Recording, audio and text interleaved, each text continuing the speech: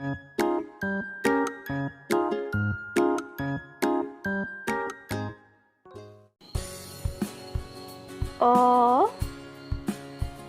অমিতা আ আম হস্ৰই ইটা দীৰ্ঘই ঈগল হস্ৰৌ উট দীৰ্ঘৌ ঊণসূতা ৰি ৰিখি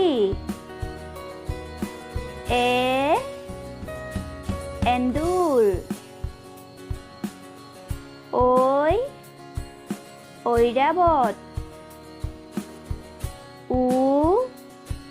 ওলকবি ঔ ঔটেঙা